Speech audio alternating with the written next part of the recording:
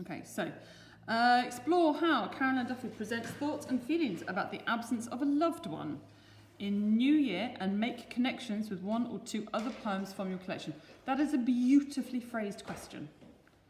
It's just great. It's not explore how the poet, it's explore how Duffy, through her own choices, presents thoughts and feelings. Her thoughts and feelings? Possibly not. So I think you've got scope here, okay, for this one, about the concept that this can be quite universal. There's going to be a range of thoughts and feelings, okay? Within that gives you a discussion point. Possibly, okay? About the absence of a loved one in New Year. Absence of a loved one, okay, is the focus. Oh God, it's a wobbly table. Okay, however, you have to talk about how Duffy's doing it. You can't get away from that. You have to talk about the thoughts and feelings in it. You can't get away from that. Where is the flexibility? Where's your interpretation? John? What sort of loved one? So it's the notion of the absence of a loved one, okay, and how those thoughts and feelings might revolve around that. So the absence of a loved one, that is your flexibility, okay. This is going to be, oh gosh, this is your debate. So you are going to get some candidates who are going to say, oh, you know what, the absence of a loved one, that's really awful, it's very negative, it's all very bad, it's very upsetting. There isn't a start, there isn't an end, she's in full grief, even though it's in reverse.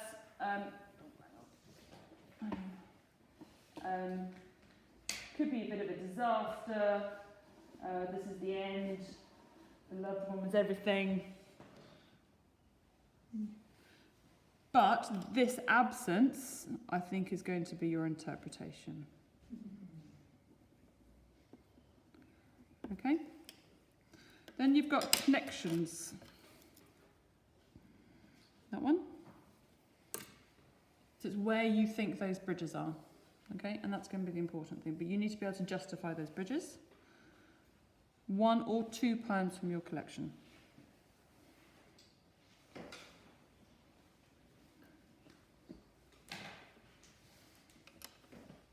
And you? don't have to interpret the loved one as a literal loved one. That's down to you.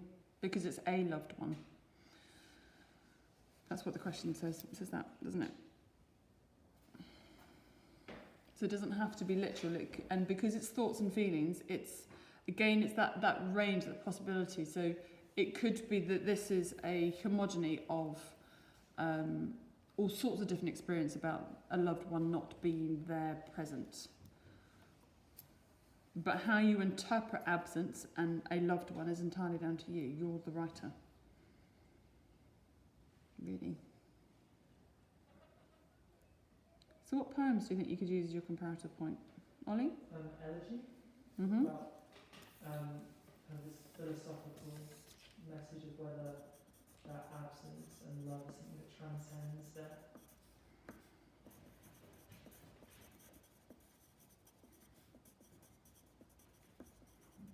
Nice, I like that. What's the first word? Sorry. Philosophical.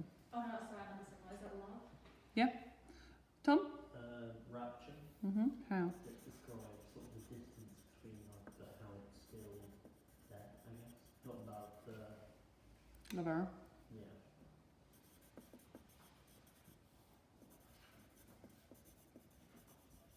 Mm-hmm. And you? I pick up because they're both quite reflective.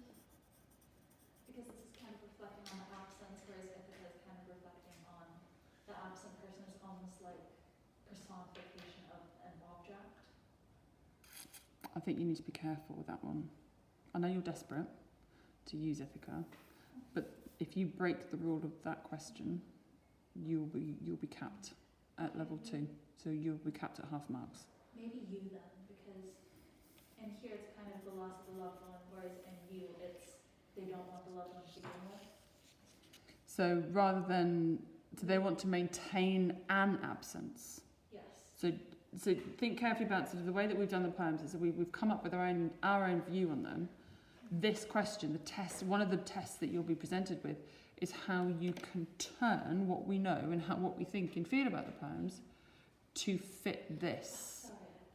I know I think I have the correct one now though. Okay. Over, go on.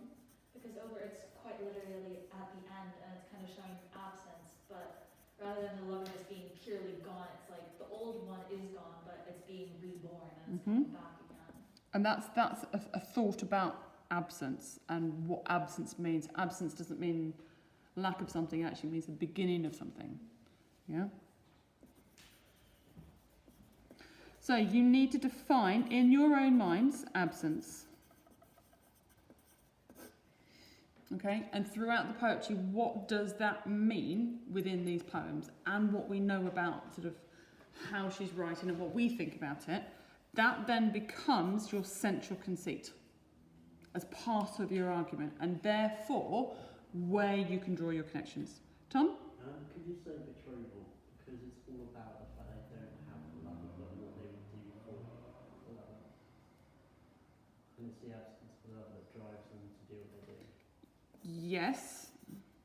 Yeah. You will need to work that though, Yeah. because I think the lover is there and betrothal is about the securing of the loved one rather than the absence of the loved one. Could be perhaps trying to stop.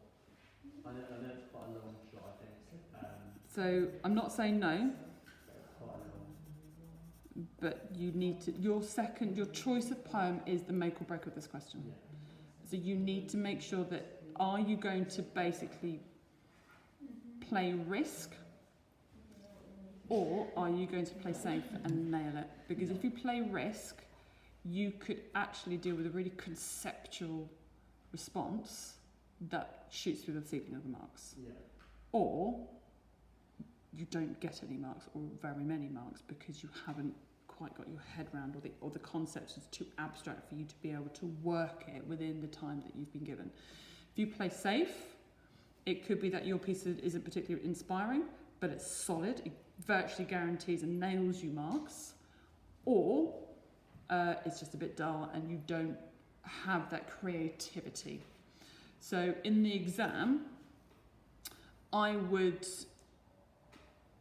encourage you to be creative, but safe. Yeah.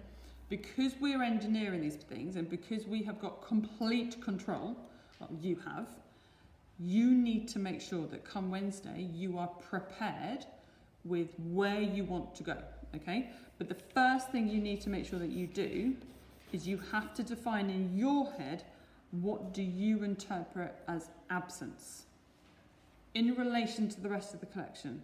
Is it lack of something? Or something being taken away? Is it they didn't get it in the first place? So you could use you because there is an absence of a lover. And they're devastated by the fact that someone's encroaching on that absence. They're kind of comfortable with the absence. So you could, but you have to work out what that means first. Yeah? Once you've established what that is, that will open up clearer doorways to your comparative points. Does that make sense? So that is your first point of call.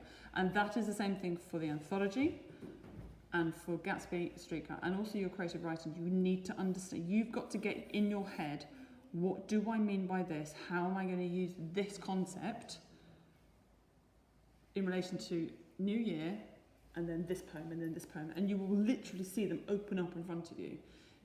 That's your introduction. That's the direction. That's your goal orientation.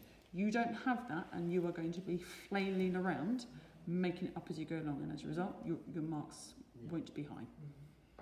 Okay? Anya? Okay, so I know obviously on Wednesday we can only pick one